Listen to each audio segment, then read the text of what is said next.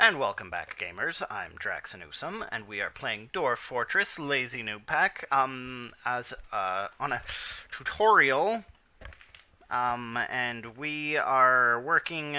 I've not gonna lie, I've done some work without you guys, just because basically we're trying to get it up to this point of having a siege. And I actually skipped past it, but there was a bit of a problem with the video, so I had to come back in. But it'll say, a vile force of darkness has arrived. And indeed one has, and you can see them here. They're all sort of goblins, goblin spearmen in this case. I believe there was another guy here. Where is he? There he is. So this is basically a goblin pikeman riding an olm, whatever that is. I'm not quite certain. Depending on the size of the siege, they can come in from multiple places. And the more sieges you survive, the bigger the sieges will get. So, it's sort of, yeah, so you basically always have to be prepared for large sieges. I'm not sure if I'm actually going to get anything else, and sometimes when one force arrives, they sort of taper in, like other units will arrive a little bit later, like maybe a couple go-arounds. But like I said before in a previous video, sometimes what brings on these problems is caravans. And we have a human caravan here that just arrived. This is the edge of the screen, so they just barely started heading in. And then the goblins showed up. So I have been training troops, sort of getting them geared up with mixed results. I haven't really gone full bore on the training, because it's kind of not fair to tell you guys not to do it and then not live with it, but also because this mechanism here is a baby killer. If you look it up, you'll see why, or if you ever implement it, you'll see why. Again, I'm not going to go into it because I don't really think it's something you should start with. You should try, like, doing it the legit way, though I assume most of you will probably find a way to get around it. So the siege has started, and we don't want anybody to die. So the first thing we have to do is we have to go to our burrows, because we want to make sure that all of the dwarves are safe, because we don't want them out wandering around, like picking flowers or something with goblins just waltzing up and shanking them to death. That would be bad. So we're going to add them all to the fortress burrow.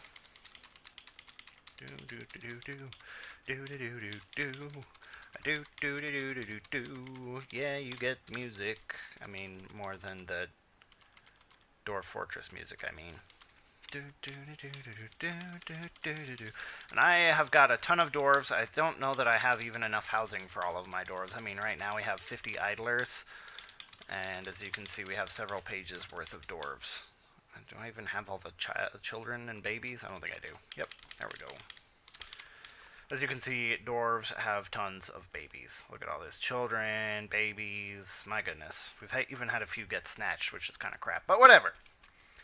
So, what we're going to do is we are going to move people out and get them set up. So I don't have any fortress defenses set up, because obviously this is sort of kiddie mode that I'm playing. And by kiddie mode, I mean I'm basically approaching it like I sort of have just come into Dwarf Fortress, as to give you a more tutorial sort of feel. But one thing I'd like to do is to build archery towers near the entrance of my fortress, but I don't want the towers to actually have an operable, like, front door, so I usually sink them, so, like, the entrance would actually be here, and then I would have it come up out of the ground, and the walls would be solid on all sides, so the only way to get in is through here. But the problem, you always have to think about the logistics of those kind of things, though, because, for example, the barracks is here, which is where I have the marksman training in case they run out of arrows, and this is the archery range, so and the arrows are here, but if they have to go down and then over, they might not get to the tower in time. So you kind of have to plan out those things before, and I mean, there are some other methods, and I have some traps set up and all sorts of stuff. So we don't have incredibly complex mechanisms here, but I mean, you know, what can you do? So I've given orders to deploy all of my soldiers out front. Hopefully we don't get these guys too caught in the crossfire. Usually I wouldn't care as much if these guys get caught in the crossfire, just because if they die, you basically get all the loot that whoever... So like if this camel here died, you'd get everything that that camel had. But if that happens too much, the civilizations kind of get pissed at you, and then they would stop wanting to send you caravans because they always seem to die. And that's why they sort of attack. They seem to coincide with trader caravans a lot, which, I mean, it makes sense, because if, you know... Yep. Oh, thief. That's a bad time to show up, thief. Where are you? So we have... There he is. Oh man, you're gonna get shot. See, he's chasing him down. Get him, boys! See, this guy's chasing this guy. Woo! Okay, whatever. I gotta watch. So here, the goblins are kind of amassing. They usually don't just... Mega beasts are a little bit different from goblins or other sieges, because they sort of, like, gather before they charge. Mega beasts will just go right into it. So it's another thing to consider, especially if the entrance to your fortress is nearby the edge of the map. See, like here, this can kind of be a problem, because a mega beast will basically just waltz down this slope and be in your fortress maybe before your military can respond, which is kind of why I position my barracks and their supplies and armaments near the front, just so if that sort of thing happens, it's basically quick access to their equipment, and then defend the fortress and that sort of thing. So those are all things to think about, but obviously you can only do so much in the beginning, because, I mean, you're also thinking about how to survive and how to make sure, like, you have food and that sort of thing. So I think we only have this one set of spearmen here. I mean, they're still getting a little bit bigger, as you can see. If you hit U and you come over here, I mean, they've grown a little bit in number, but that's basically just more... See, there, one came in just off the screen there. They're sort of amassing. So I think this is basically the main thrust of their attack, I believe. Yeah, we're still at 69. Come on, boys. I mean, I guess it's fine. So I'm going to try and be a little bit strategic. So I'm going to have the ranged be basically on the far side of the river. So the rangers and the quick shots need to go here and here. Who are the violent stakes? This is why you need to name your groups, because if you don't, you'll be like, what the... I'm a little bit leery to fight on this side of the river, because there are these ponds here, and I can't tell you how many times I've had dwarves get into like a tussle match where they wrestle and they sort of flop around like fish, and then they fall into the water. So dwarves they very, very rarely come with any swimming skills, so basically if they fall in the water, they're a corpse. So it's always something to think about. So what I'm going to do is I'm also going to position the melee just in front of the archers, because but that's also kind of risky, because there is friendly fire in this game. Like, if a bolt goes into the back of your dwarf's head, he's going to be dead. What is this dwarf doing? Who are you? What are you doing? Are you collecting a... What are you doing? Get out of here, idiot. If they come over and shank you, I'm not even going to care. See, they're coming. They're going to get you. They're going to get you. Ooh, run away. So, yeah. So this is the only part. This is a pretty light siege. I'm not worried about this at all. We might lose a few dwarves, but we also have a medical bay. Oh, thanks. We're in the middle of a siege, but thanks. So we have all these marks dwarves ready. The problem with the melee dwarves is as soon as they see something, they sort of go after it, which can kind of be a problem. So I might... It's tough. It's tough. You'll see here.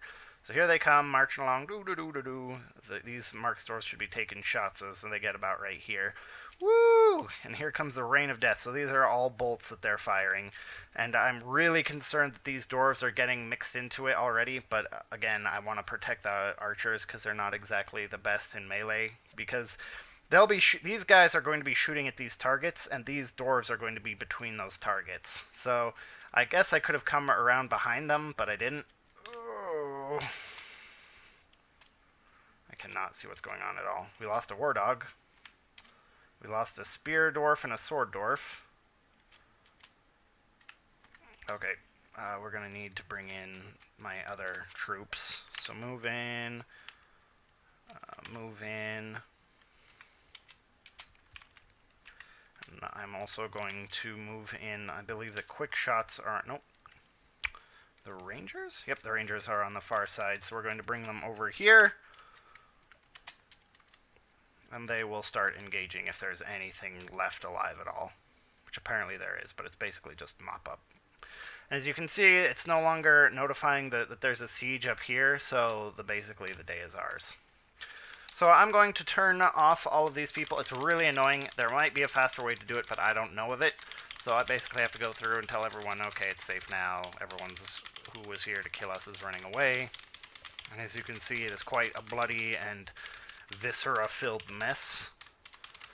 But the nice thing about it is, like, back before they basically upped the appearance of, like, gave you the option to have more stone appear and that sort of thing, sieges were basically the only way that I could get metal. Like, obviously you can make charcoal as long as there are trees, but I can't, like, pull iron ore out of my butt. So, but these guys often come with, so I'm going to tell everyone to cancel. Let's see, we lost 4 in the hammers, and that was it. Well, that's not the best, but it's not terrible.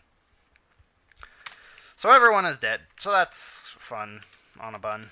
So now I have to go through and claim, so basically everywhere where there's a smear of anything, I have to go through in the K viewer and basically tell it to pick up. So as you can see, these two bits here, so this is an iron, a copper spear, and an iron shield.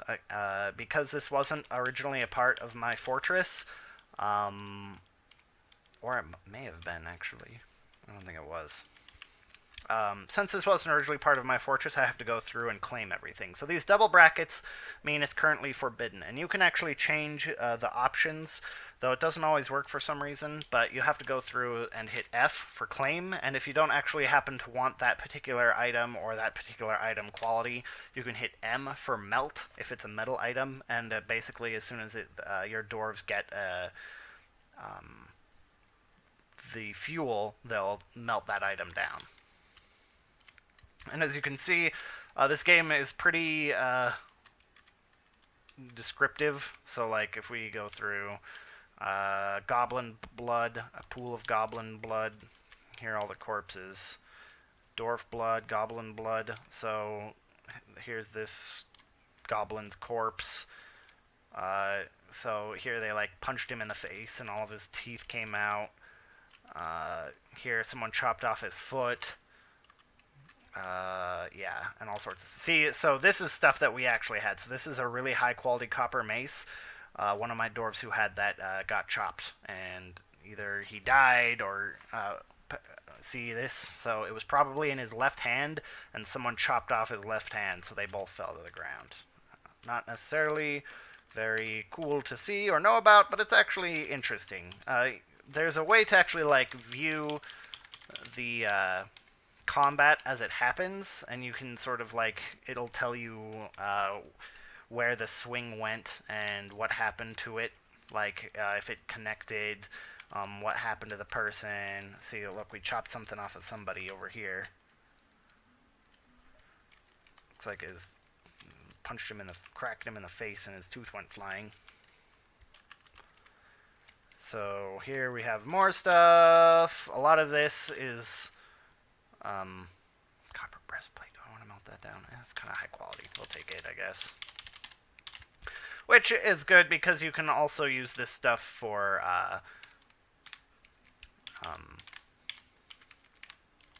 trading. If you happen to have if you happen to be a little bit low on stuff to trade with, you can always trade it out and get some pretty good stuff. Because I mean, anything made out of iron and copper isn't necessarily, like, worth a mint, but it's definitely better than not having anything, being completely poor. So here's there's a war dog who died, silver spear, iron shield. I'm actually going to take everything that isn't high quality, like this is kind of high quality, I'm going to melt it all, because I I want that way I get experience for my armorers, but also we can better equip better equip our soldiers. So here we've got some. So this is another place where one of our dwarves died, because this is something we had. Pretty high quality copper sword. But there didn't seem to be a lot of other metal there.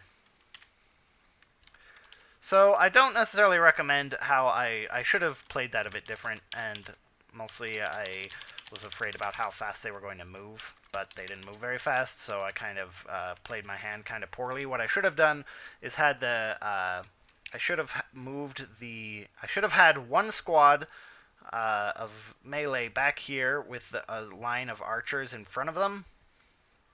And then I should have had the other melee squads here, and then flanked around and got them in the back, because that would have gone pretty well. I mean, I still did reasonably well, but it could have gone better.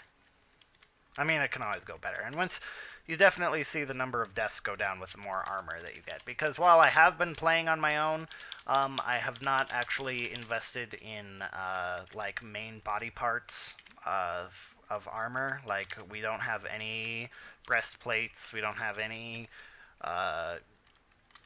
greaves, we don't have any of the like main areas that you're going to get hit in, and that's just because they take more resources to create, and I also want them to be better quality, so I'm basically letting them skill up on the lesser body parts like the boots and the gloves and that sort of thing. So, bad that we lost so many, but, you know, it happens. And as soon as we would bring this online, that number would hopefully go down. And I'm going to request my trader go over there so we can get some money in the... get some turtle bucks flowing. Everyone needs their turtle bucks. So this might be the last episode in our tutorial.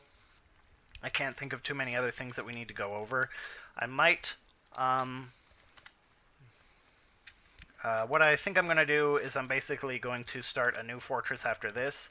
I know I can hear your groans through the internets right now, but what I'm going to do is I'm basically going to create a fortress that has a higher capacity for fun.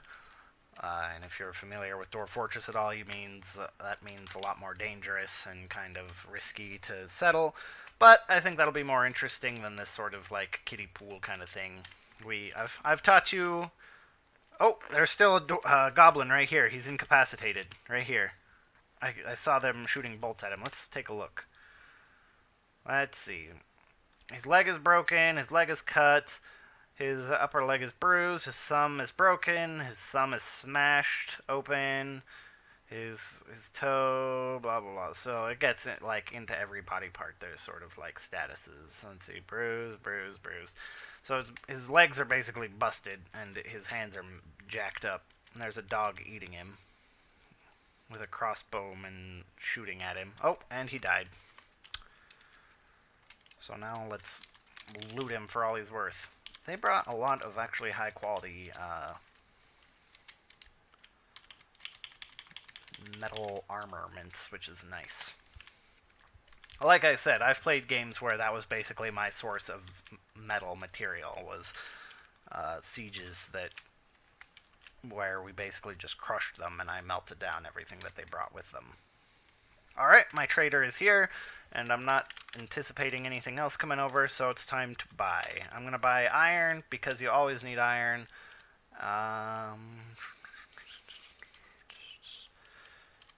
Blocks. I always buy glass, because that can be turned around to high quality goods that you can sell. So that's always something to buy. And then I always buy wood. You always need wood. So I buy every last bit of wood that they want to bring.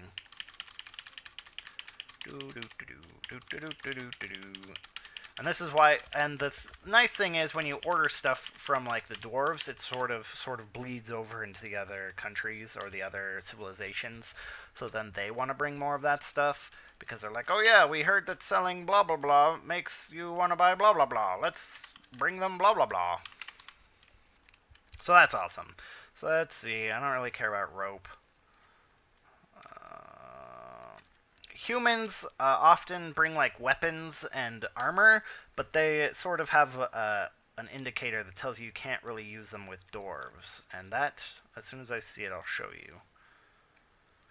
They have drinks. I guess we can buy some drinks. Why not? Swamp whiskey sounds good.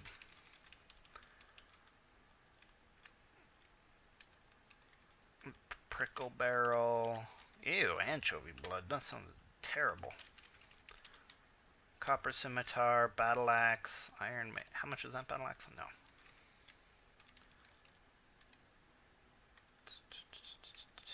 Weapons, more weapons. Weapons, weapons, weapons. Man, they brought a lot of weapons. I might buy some of those depending on how much I have. See, here is the example of the armor. It'll say large iron breastplate, large blah blah blah, large. That means basically it's bigger than a dwarf is gonna wear. So, like, if you think I'm gonna hate myself for this analogy, but I think it's the most that will connect to most viewers, and that is if you think about like Gimli in Lord of the Rings, and you compare him to Aragorn. Like if they wore the same shirt, they'd be like, "This is gigantic!" Like in Helm's Deep when they're armoring up, he's like, "It's a bit tight around the breast," or whatever. That's obviously because it was made for a person, so they're going to have a thinner frame. A human will have a thinner frame and be longer than a dwarf, so it's not going to fit very well. So I don't recommend buying any of their armor, unless, of course, you're going to melt it down and turn it into something else, which is definitely something I recommend if you happen to have the resources to sort of create a metal economy that way. They brought lots of weapons. My goodness. Weapons, weapons, weapons.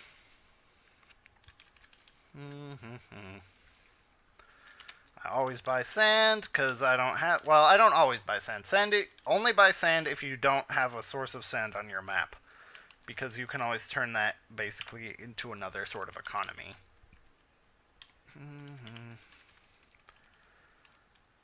Sometimes I buy dye because that basically increases the value of cloth without actually doing much. I mean, it's expensive, but the rate of return on the value you put into clothing is huge. So I don't necessarily recommend buying it right off the bat, but later when you've got some money to spend, it's always nice to get that sort of extra kick. So now I'm going to buy the crap out of their cloth and their leather, because that's a great way to increase value, is basically to have your... Because, I mean, each of these is like 10, 20 maybe, and the items they make are worth several times that, so it's always nice to buy. And I know I've gone over this in the trader tutorial, but, you know, never hurts to rehash it. I mean, we're here, may as well talk about it, right? And I always prioritize leather in those sort of transactions, because leather is turned into armor, and it can make lots of things that you need, you know. And it's it's a little bit harder to come by, and it's cheaper, so it's basically better in lots of ways, at least in terms of trading. I mean, you don't necessarily want cloth armor, but you know, you get what I'm saying, I hope. If not, oh well. I give up on explaining it. Do it or don't. Jeez, what's with the 5th degree or 3rd degree, whatever, some degree. Bachelor's degree? I might go back and pull out some of that cloth. It's starting to get expensive, and I don't really want that much cloth. In fact, I'm going to stop there, but I'm going to keep buying leather, because leather I always want. Holy crap. And you can use page up and page down if you get tired of staring at the same stuff. FYI, I know I said this in the other video, but arrows and bolts are very different. Do not buy arrows thinking that your crossbow dwarves can use them. They are not. Are you listening? They're not the same. Do not buy them unless you have a archer dwarf and some bows around.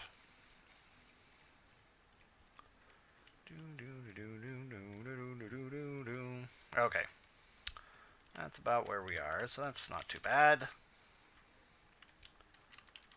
So let's beef up how much money we've got, and then go back and buy some things that we want. Let's go to the weapons. Oh, holy crap. Okay, wait. No, never mind. We'll come back to it if I still have value left. Okay, I don't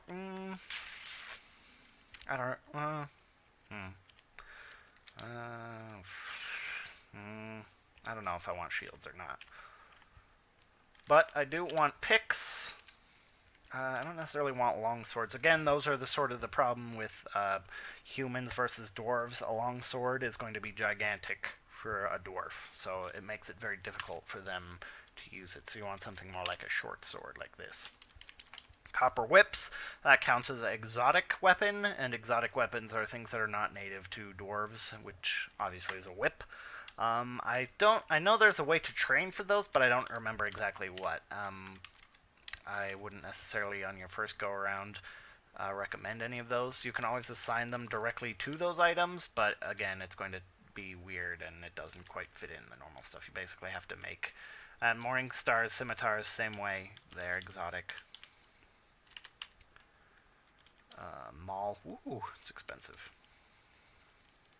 Scimitar. Copper longsword. Iron mace. Sure, I'll buy a mace. Copper scimitar. Where was that short sword? Did I pass on that short sword? Where was that? No, I didn't. Iron flail. That's another exotic. Halberds are exotic. Sure, I'll buy a pick. Whatever. I've got money to burn. I've got turtle bucks, and they're burning a hole in my pocket. Let's buy some more drinks or whatever. I don't really want to buy any beasts of burden. Why didn't you jerks come with any fuel? One thing I want is fuel. Why couldn't you just bring what I want? Oh, God. Alright, let's go back and see if there's any sand left. Let's buy a few shields. Why not? We're here. I'll buy that. I'll buy this. I'll buy... I don't really like bucklers. They're a little bit smaller than shields, so they don't provide as good a value, so I'm not quite sure why you would pick them. I mean, there might be a reason, but I'm not so advanced as to know, so I will leave it at that. Feel free to research it and then come back and tell me, hey, Drax, this is blah, blah, blah, blah, blah. I definitely always want to know more. Lion leather. Oh, nope, I already bought that.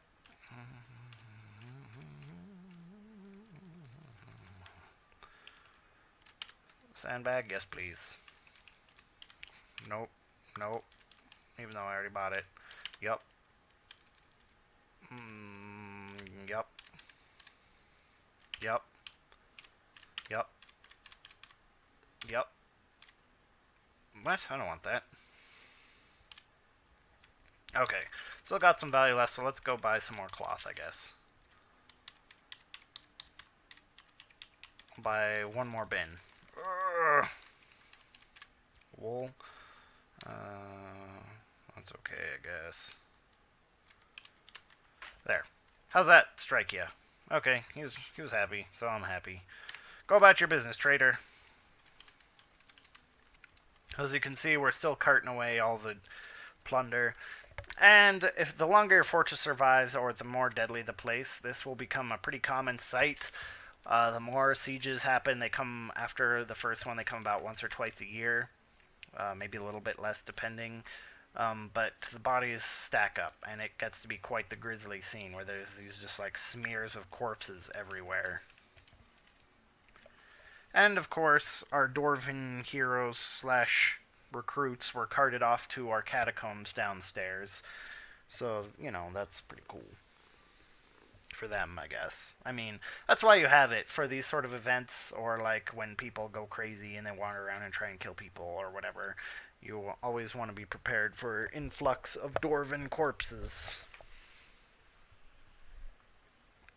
And we'll go check that out. But we're coming up to the end of the video, and I think we did a pretty good job of covering things again. So squads is S, and then A, and that sort of thing. You guys get the idea. See S, and then A, B, C, D, E, F, and the commands are here. Alright, so let's go down and say, we'll play it out by looking at our catacombs. And I think our next videos are going to be actual playthroughs, and they are going to be in high danger areas. I'll probably show you where I settle before I actually settle. So here, and they were even, oh, the Baron's wife died. Crap. And they even come as they're labeled, which were warriors, which is awesome. So, thank you, good dwarven sirs. You served your fortress well. Alright, so that's the end. I will say thank you for watching. I believe we have covered everything we needed, or everything you will need to know. Leave a comment if you have any questions, but we will probably be, like I said, continuing in a fortress that's an actual playthrough, and it will be somewhere highly dangerous. Hopefully not necromancers, because that was a real pain in the butt on the other video. But we'll go from there. So I will say thank you for watching, everyone. I've been Draxxinusam. You've been fantastic, and I hope to see you here next time or on my channel. You have a good one.